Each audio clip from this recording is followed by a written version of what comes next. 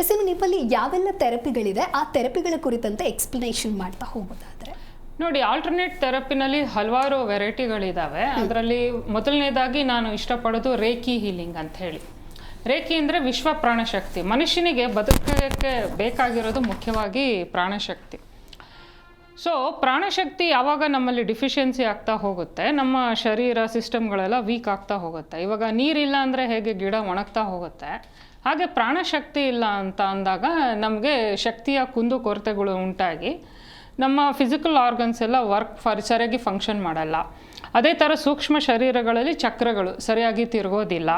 ಮತ್ತು ಈ energy deficiency ಆಗೋದ್ರಿಂದ ಸೂಕ್ಷ್ಮ ಶರೀರಗಳು ಸಹ ವೀಕ್ ಆಗ್ತಾ ಹೋಗ್ತವೆ, ಅವುಗಳಿಗೂ ಕಾಯಿಲೆಗಳು ಅನ್ನೋದು ಬರ್ತದೆ. ಸೊ ಹಾಗಾಗಿ ಮೊದಲನೇದಾಗಿ ನಾವು ರೇಖಿ ಶಕ್ತಿಯನ್ನು ಕೊಡ್ತಾ ಹೋಗ್ತೀವಿ.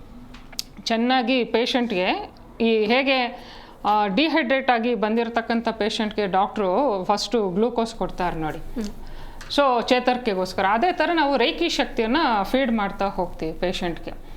ಸೊ ಪ್ರಾಣಶಕ್ತಿ ಸಿಗ್ತಾ ಇದ್ದ ಹಾಗೆ ಭಾರಿ ರಿಲೀಫ್ ಆಗಿಬಿಡುತ್ತೆ ಪೇಷಂಟ್ಗೆ. ಅದ್ರ ನಂತರ ಅವರ ಚಕ್ರಗಳಲ್ಲಿ ಟಾಕ್ಸಿನ್ಸ್ ಇದೆಯಾ ನೋಡ್ತೀವಿ, ಓಕೆನಾ? ಟಾಕ್ಸಿನ್ಸ್ ಇದ್ದರೆ ಅದಕ್ಕೆ ಸೈಕಿಕ್ ಸರ್ಜರಿ ಅಂತ ಮಾಡ್ತೀವಿ ನಮ್ಮಲ್ಲಿ. ಹೇಗೆ doctor physical body cut open ಮಾಡಿ ಒಳಗಡೆ ಇರೋ ಗಲೀಜೆಲ್ಲ ತೆಗಿತಾರೆ, ಆ ಥರ ಚಕ್ರಗಳನ್ನು ನಾವು ಒಂದು ಸೈಕಿಕ್ ಸರ್ಜರಿಗೆ ಅಂತಲೇ ಒಂದು ವ್ಯಾಂಡ್ ಬರುತ್ತೆ. ಆ ವ್ಯಾಂಡಲ್ಲಿ ನಾವು ಚಕ್ರನ ಕಟ್ ಓಪನ್ ಮಾಡಿ ಚಕ್ರದಲ್ಲಿರೋ ಗಲೀಜನ್ನೆಲ್ಲ ಆಚೆ ತೆಗಿತೀವಿ. ಬಟ್ ಪೇಷಂಟ್ಗೆ ಯಾವುದೇ ರೀತಿ ಸೆನ್ಸೇಷನ್ ಆಗಲ್ಲ, ನೋವಾಗೋದು ಅದೆಲ್ಲ ಏನೂ ಆಗೋದಿಲ್ಲ ಸೈಕಿಕ್ ಸರ್ಜರಿ ಮಾಡಿದಾಗ. ಬ್ಲೀಡಿಂಗ್ ಎಲ್ಲ ಬರಲ್ಲ. ತುಂಬ ಜನ ಸರ್ಜರಿ ಅಂದ ತಕ್ಷಣ ಎದುರ್ಕೊಂಡ್ಬಿಡ್ತಾರೆ.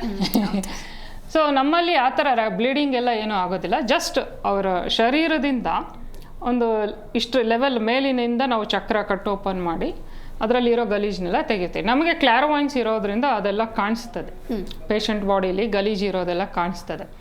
ಅದನ್ನು ನಾವು ರಿಮೂವ್ ಮಾಡ್ತಾ ಹೋಗ್ತೀವಿ. ಸೊ ಅದು ರಿಮೂವ್ ಮಾಡ್ತಾ ಇದ್ದ ಹಾಗೆ ಚಕ್ರದಲ್ಲಿರೋ ಟಾಕ್ಸಿನ್ಸು ಕ್ಲಿಯರ್ ಆಗ್ತಾ ಇದ್ದ ಹಾಗೇ ಇನ್ಸ್ಟೆಂಟಾಗಿ ಎಷ್ಟೋ ಪೇಷಂಟ್ಗೆ ರಿಲೀಫ್ ಸಿಕ್ಬಿಡತ್ತೆ.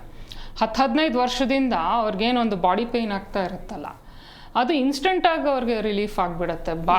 ಭಾರಿ ಖುಷಿ ಆಗಿಬಿಡ್ತಾರೆ ಪೇಷಂಟ್ಗಳು. ಇನ್ಸ್ಟೆಂಟ್ ರಿಲೀಫ್ ಆಗಿಬಿಡುತ್ತೆ. ಮತ್ತು ಸೌಂಡ್ ಸ್ಲೀಪಿಗೆ ಹೋಗ್ತಾರೆ. ರಿಲೀಫ್ ಆದಮೇಲೆ ಪೇಷಂಟು ಬಹಳ ಆರಾಮ ಸ್ಥಿತಿಗೆ ಹೊಟ್ಟೋಗ್ತಾರೆ.